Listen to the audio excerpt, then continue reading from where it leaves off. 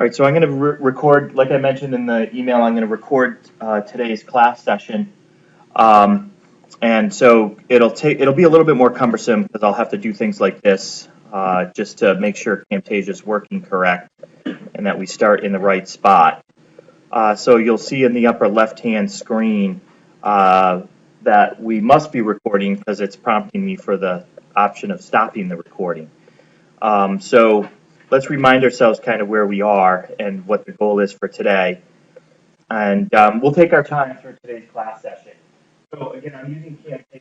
So this session will be posted up to YouTube or Blackboard, and I'll give you guys I'll send out the link for the people who aren't here. We have maybe 60%, 70% attendance today, so that's not bad. And I'll leave it up for a week for people to view it, and then I'll pull it back down, okay? If it's on a public site like YouTube. So remember what we've done so far. And again, Camtasia is just a screen recording device, so I'm going to be using the screen and not using the whiteboards today as much as possible. So we're in the world of valuing financial options.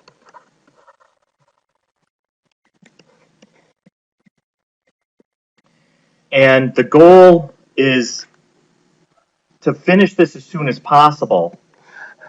And next week, we're going to start the world of real options. And that's how we can apply some of the approaches that we've gone through this past week to valuing things like projects and companies. So there are three approaches that we're going to talk about. One is binomial riskless hedge approach, and that I'm now going to put a big check mark. I consider us done with that approach. Today, binomial risk neutral approach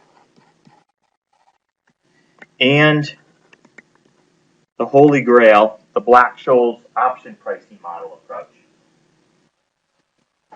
And so today we're going to use the risk neutral approach to value the AstraZeneca call option. And then we're going to use the Black-Scholes approach to do the same thing. And I asked you last class to review the riskless hedge approach and make sure that you can reinforce what we did last class. And also to think about the Medco call option as a review for the second exam, which won't be for a few weeks, all right? So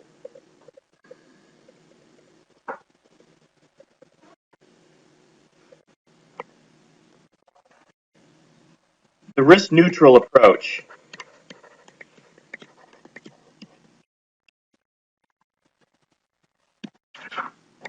two steps. Calculate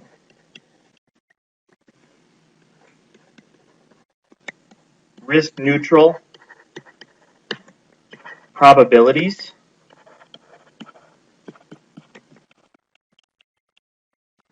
and by probabilities plural, I mean up and down. And then two, find the weighted average using those probabilities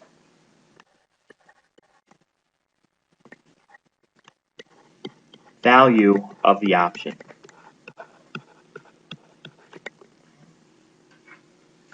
So for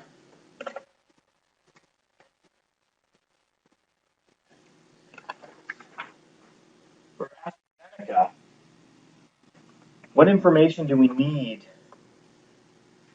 in order to do step one, to calculate the risk-neutral probabilities? We do have a formula, right? And the formula to find that Q or Q star is stock price today, so S sub 0, and then we're going to find the future value of that for one period at the risk-free rate. So we're going to use that E, so we've got continuous time. I should be careful. That E is not a power. That E is next to. So let me just put RF, and let me put T. Right? So we're basically finding the future value of today's stock price for however many periods in years at the risk-free rate minus what? Okay. The value of the stock, if it goes down, divided by what? The up minus the down. So let's do that for the AstraZeneca option. So the one thing that I want you guys to recognize is that to find the risk neutral probabilities is a one period model. We actually don't have to go out all 3 periods to do this. Right? Because once we go up once, then the probability of going up the second period is so why waste time going out 3 periods? So what's the value of AstraZeneca today? Remember that from either the binomial riskless hedge approach or okay, so 45.24. Got E. We're going to raise that. What's the annualized risk-free rate that we're employing in this example? 1.48%. 0.0148. And now we have to correct this number for the periodicity of the tree. And we know that this is a 1 month trial, if you will. So we've got to slice it by 12 or multiply it by 1/12 or whatever. To get the monthly risk-free rate. Now, here's where it might not have been clear last class. We're going to subtract off the value of the stock if it goes down. Remember where we're standing today, right? 45.24. So what's the value of the stock in the next node if it goes down in value? We're not going all the way to the end. We don't have to do that. 4163.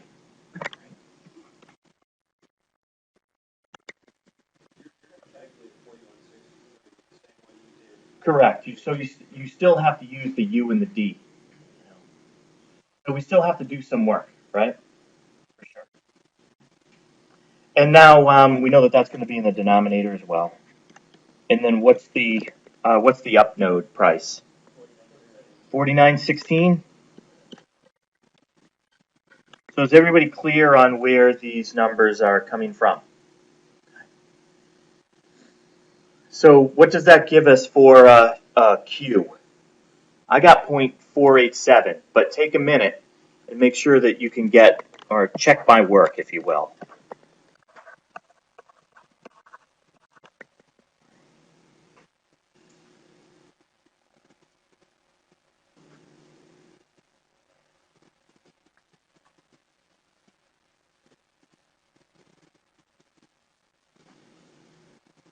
Which means that 1 minus Q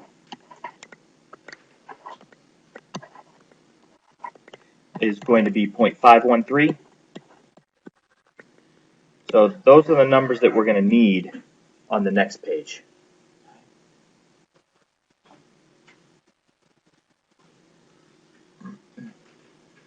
Okay, everybody ready to move on? All right.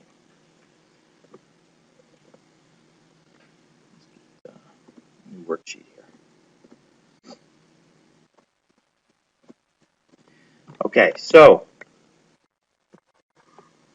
I'm going to draw the tree out. You kind of don't have to do this, but I think it's easier to visualize it for us.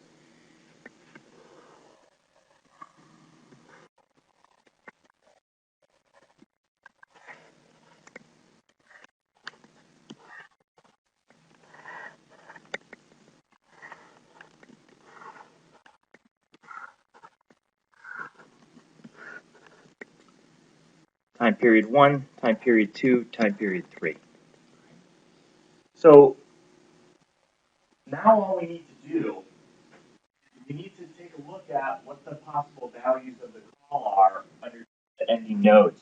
We already know what those numbers are, right? So who remembers what the call is going to be worth in the up node, right? So if it ends up all the way at the top, 1806, right? Is everybody with me on that? So remember, if it's if the stock price goes up 3 times in a row, that it's going to end up in the money, and the call option is going to be worth the stock price minus going to be worth 1806. What about the node underneath that? 9. Yep. Okay. How about this one? $1.63. So we can kind of fill in the numbers from our prior work. Okay. Or how hard is it to get this from scratch? Not very hard. You don't need to value the call because this is when the game ends. S minus X. So now comes kind of the fun part.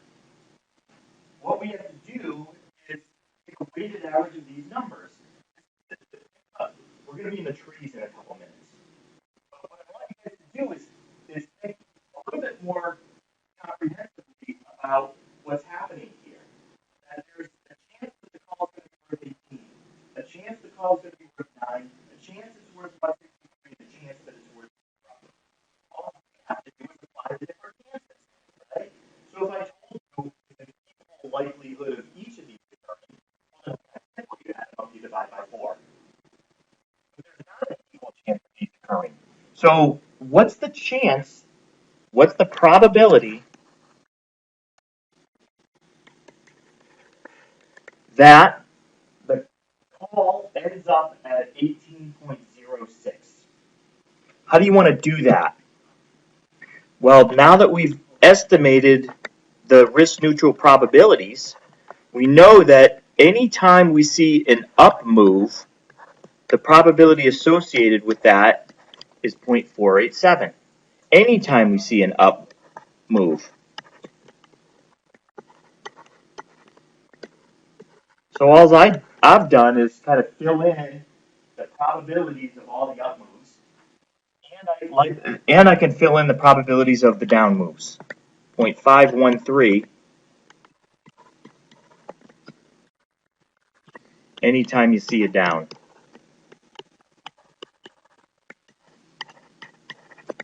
Okay. So you guys tell me, what's the probability that the call ends up at 18.06?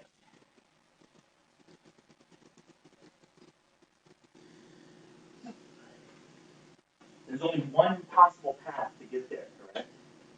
There's a 49% chance times 49% times 49% again. And in this case, notice I'm using 3 decimal places. Okay, whatever. Decimal places.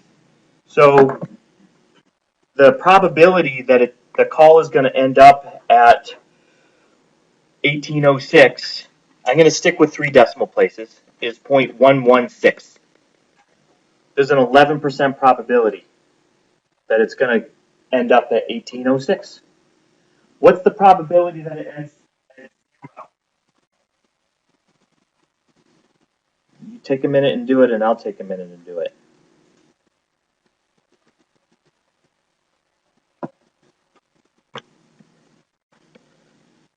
I got 13.5-ish.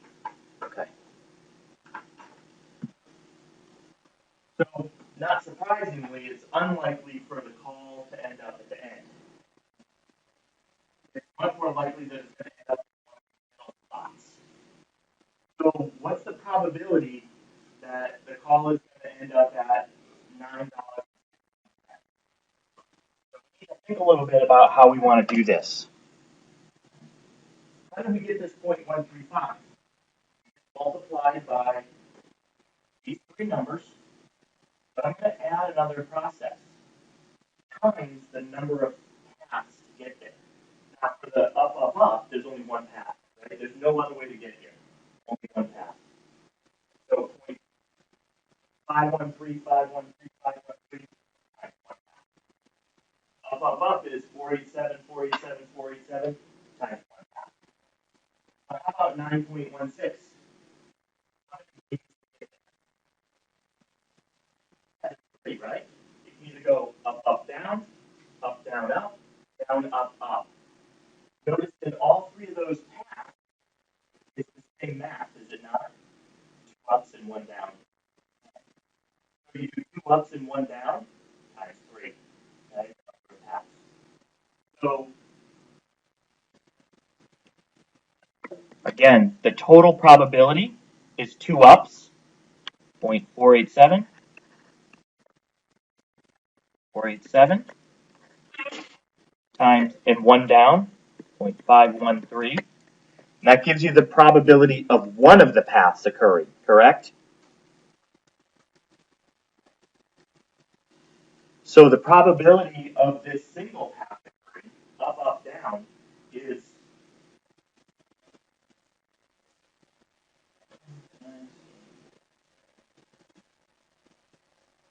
0.122.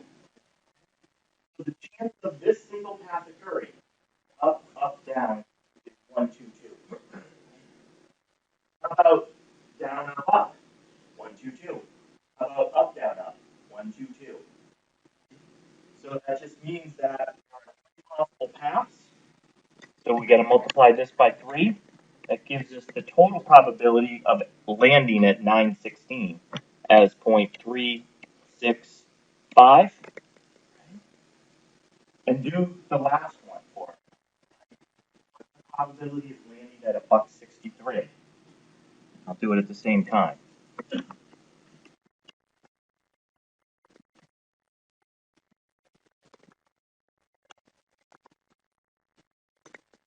So you can see there's some statistics in here, right? And the longer we go, we can avoid the minutia of like calculations and just figure out there's exclamation points in here about the probabilities and number of pathings. Nick, question? Yeah, so is it just an assumption of this model that we can say that the probability is the same all the way out? Because you could calculate the probability at each node, right? And take all the stock values. Yeah, but the neat thing about this is that we don't need to. It doesn't rely on the other one. We couldn't because the hedge rate changed like over time. Each node.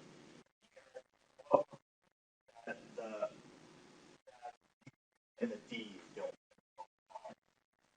Now, in a more applied model, we might build in some other possible paths where the U's and D's aren't the same over time. But give me a computer and I can accommodate that. I mean, it would be hard to do it by hand, but that's okay, right? We can come up with paths where these change. So what do we end up with here?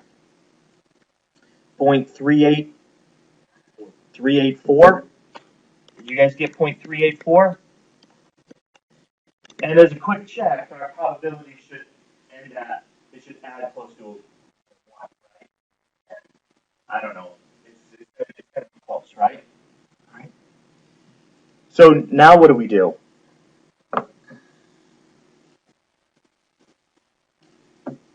We've got the value of the call, and we've got the probability of that value occurring. So what do we do from here? Multiply them and add them up.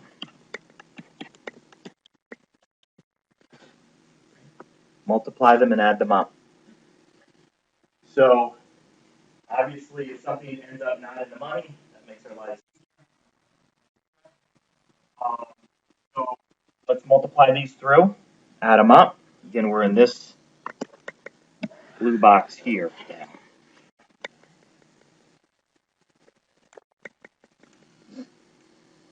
I'm checking my work.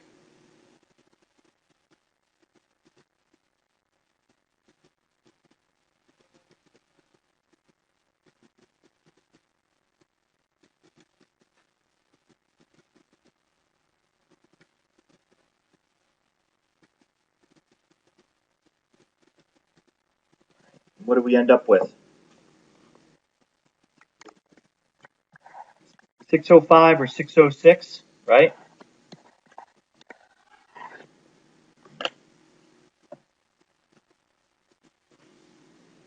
How does that compare against the other methods so far? A little bit higher, but pretty close still, right? Yeah, go ahead. So, excuse me. So, the one thing that we want to recognize is that the the value that we come up with is already the value of the call option today. All right, um, that the present valuing is baked into the probabilities automatically, so we need not do an additional step. Okay, Michael? I'm a little confused when I look at slide 33. Yep. They actually discount that back.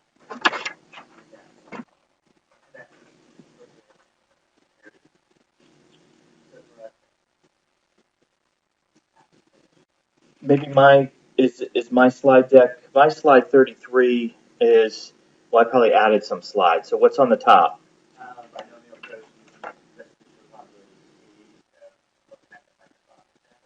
Ah, yes. Okay. Um, so if we were to do this, where would we end up?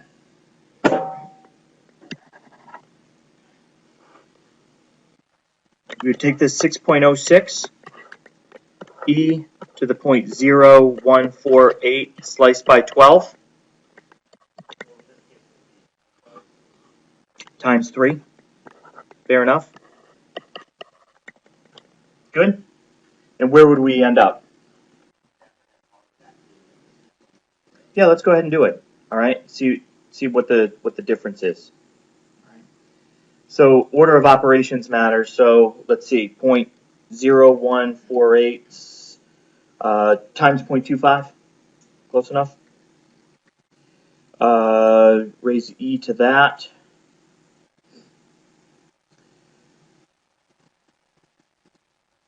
Multiply that by 606, and we get something that is a lot closer, although it's pennies, right? Okay.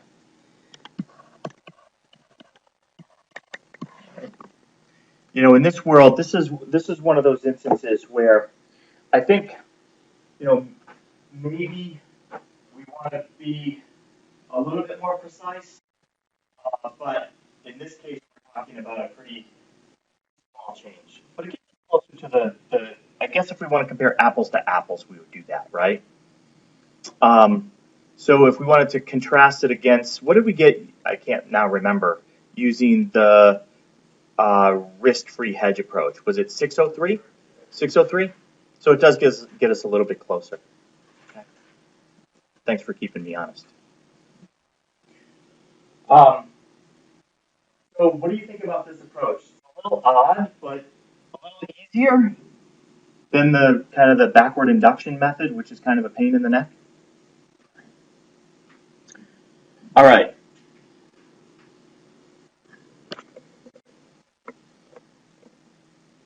That is the risk neutral method in a nutshell. Okay. So what you want to do is you want to for practice, value the Medco option using that approach. And that reminds me, I'll post that solution maybe after class today. But I urge you, don't look at the solution until you've tried it, okay? So, ready for the last method? Black-Scholes option pricing model. So we need to talk about this a little bit.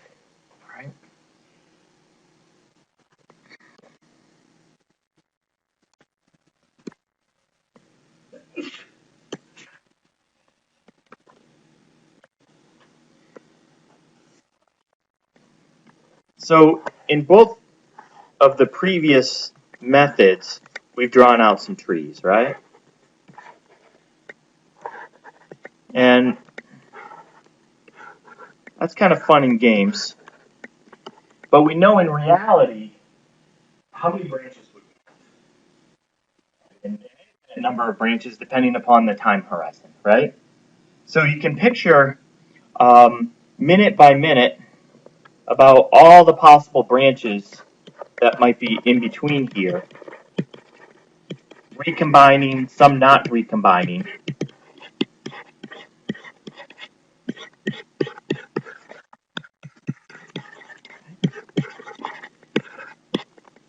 And we have what looks like a bit of a cloud. Would it look like this? Probably not, because there would be a lot more branches here in the middle, correct? Probably, than there would be at the end. So this area would be darker, right? So you kind of picture the limit of this. And what happens is we would end up with how many dots here at the end? Again, an infinite number of dots. And how would the probabilities fall out? Up here would be less likely. In here would be more likely. And what we would end up with is, instead of a binomial tree with a limited number of nodes, is we'd end up with a continuous distribution that looks something like this. And so then what would we do? We'd maybe draw in some important spots, like where's the strike price, right? And if the strike price is 40, we could do things like determine the probability that it's going to be, the call option is going to finish out of the money, and then the probability weighted dollar amounts that the call option is going to finish in the money. And then I know for the risk neutral method, I multiply the dollar amounts times those probabilities and then add it up, correct? How would we do that here? How do you find the probabilities that are under areas of integral calculus? Okay, so in the late 1800s, there was a French mathematician that started and kind of left it alone for almost because the French mathematician, what the French mathematician was working on, had nothing to do with call options or put options; those didn't exist back then. The French mathematician was looking at the movement of particles in a certain distribution, and the movement of particles through space and time, and how would we figure out the probabilities of ending spots for those. Fast forward 100 years, and you get Fisher Black and Myron Scholes and a couple of other economists, like Merton, working on this stuff at the same time and saying, hey, if we look at stock prices as possible paths, we can take what this French mathematician, Bachelier, did and apply it here to arrive at the value of what one of these things is, one of these call options or put options, and what variables would go into this integral calculus. So they did a lot of mathematical work, published papers in the early 1970s, and now it's in Excel. We can come up with models. They all have calculations, adjustments that the model has. And what are the important variables? What's the stock price today? What's the strike price? Well, the time horizon, because the time horizon matters, because this is going to be lighter and lighter, right? The longer it goes. What else matters? It matters, because that's the pure opportunity of money. And then what else matters? What else can influence these things in time horizon? The volatility matters. So the variables are the variables that go into the model. turns out that what we need to do is, with these things, we can figure out what the stock price is today, 45.24. Right? And given the volatility of a stock, we can determine the probability that it ends up in the money over a certain time horizon and find what that weighted average price would translate to. Let me draw one frown face. And so this is not a class in derivatives, so that's all we're gonna get on the math. Right? But what happens is, this is the Microsoft example, and I'm gonna pull up the spreadsheet in a second. So the Microsoft example, remember, I think the binomial had like $1.09 or something like that. And if we plug these numbers in, the Black-Scholes model would estimate a value of 1.11. So here's the PowerPoint copy and paste of the spreadsheet that's posted at the Blackboard. So up on Blackboard, the spreadsheet is called Option SG. It's used for valuing options that have expirations less than a year, right? Most financial options. And so notice what the inputs are. The inputs are the things that we have: 44.50 is the stock price, volatility. We've got a strike price. We've got the time horizon in days, not in years. And we've got the risk-free rate, and out pops the value of the option. By far the easiest of the approaches, right? Good. There are some other things that we could put in. This spreadsheet has a robustness built in where if a stock pays a dividend, it's going to influence the price of the option. Why? Because what happens to the stock price if the dividend is paid? It goes down roughly by the amount of dividend. And that dividend goes to the stockholder, but the call is not adjusted accordingly. And so we have to take that into consideration if the dividend is paid. So we have to adjust for, the Black-Scholes model would essentially adjust for the present value of the expected dividend. So we built that into this model. So, so what I wanted to do is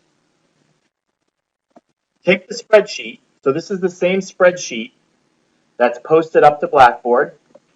And what I want to do is put in the values. So this is, it's already got the Microsoft numbers in it. Okay? And I want to put in the values for the AstraZeneca option. So what's the value of the stock for AstraZeneca? 45.24, Nadine, right?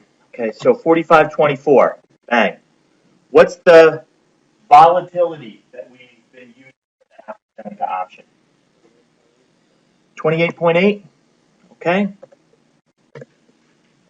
28.8%. AstraZeneca expected to pay a dividend? No. Okay. So we don't have to worry about that. If we did, we'd put it in. How about the strike price? 40.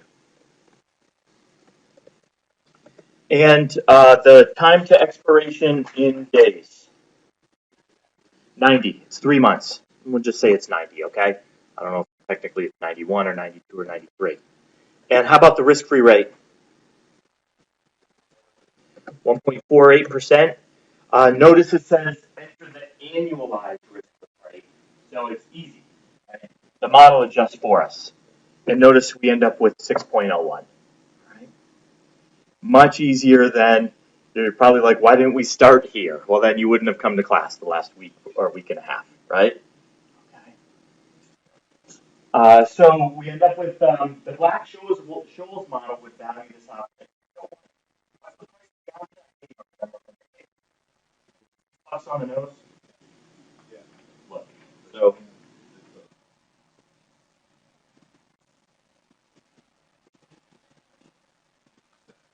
$6 on the nose for the October 40th call option.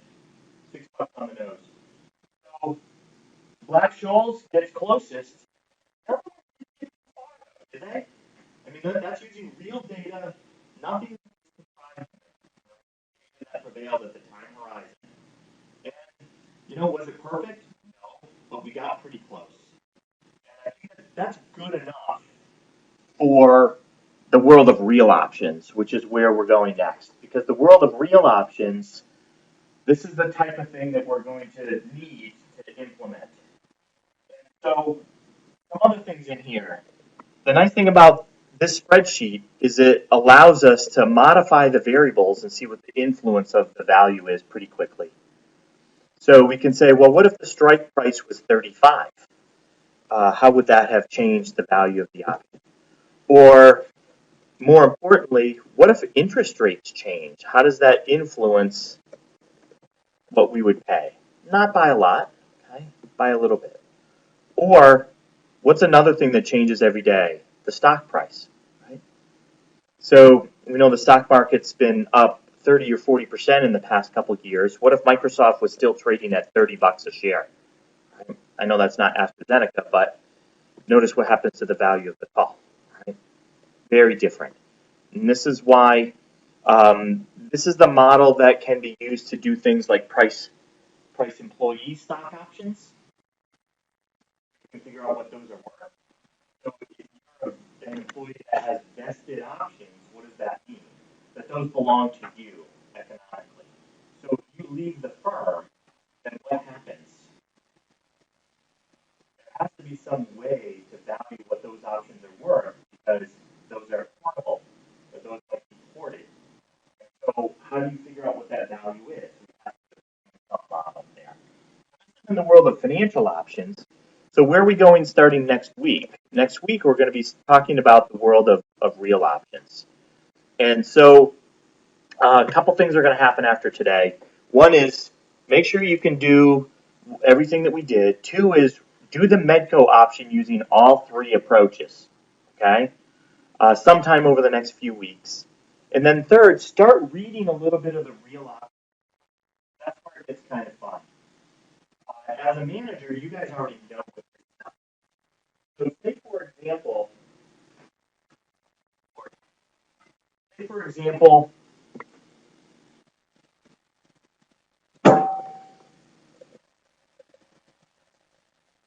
we are operating in the world of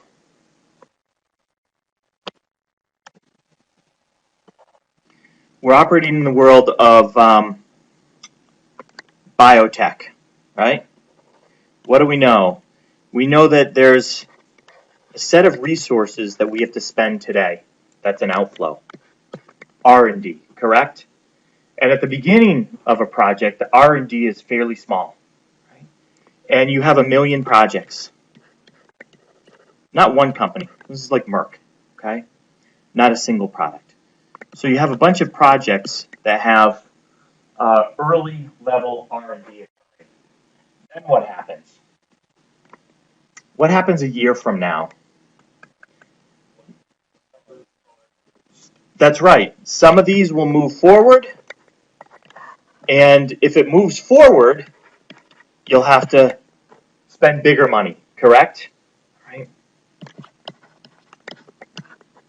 Some of them won't make it, right? Okay. So then what happens? We move forward again. Bigger money. Some don't make it. Then you have inflows. But the inflows have a probability distribution as well, correct? Because you're never going to be able to predict what your competitors are doing. And so they might be working on the same type of product or the same type of drug. And yours might be good, but your efficiency might be better, but their efficacy might be better, right? Or the type of treatment that it ends up getting approved for doesn't end up being exactly everything that you wanted, right? And so there ends up being sort of a potential future distribution of outcomes. So think about what this looks like. This looks like, if you look at one project, we're spending a little bit of money today to stay in the game.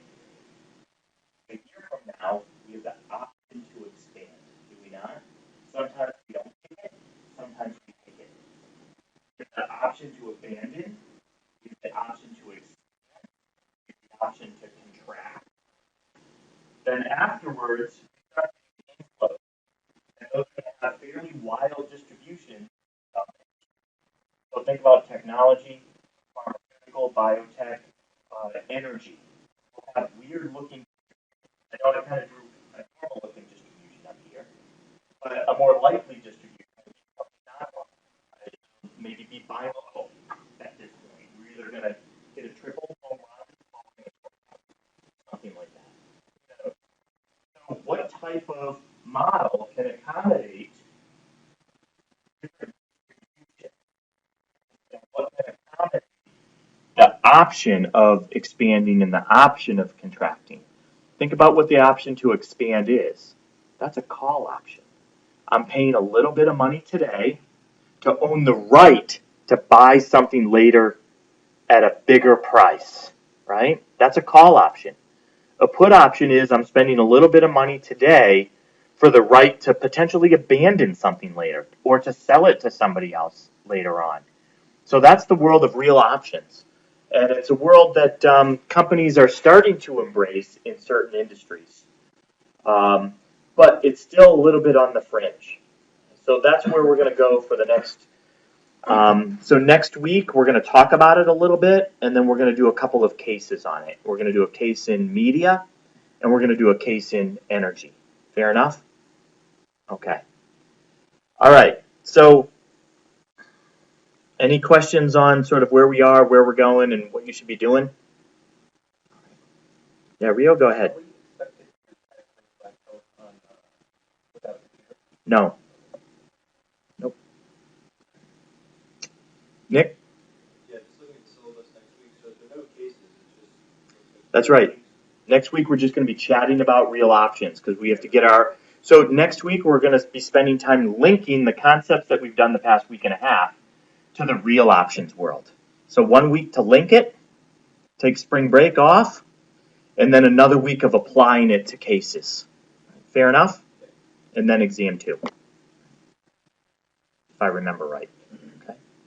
So right now, what you should be doing is maybe the Medco call option to get some practice, and then the readings for next week.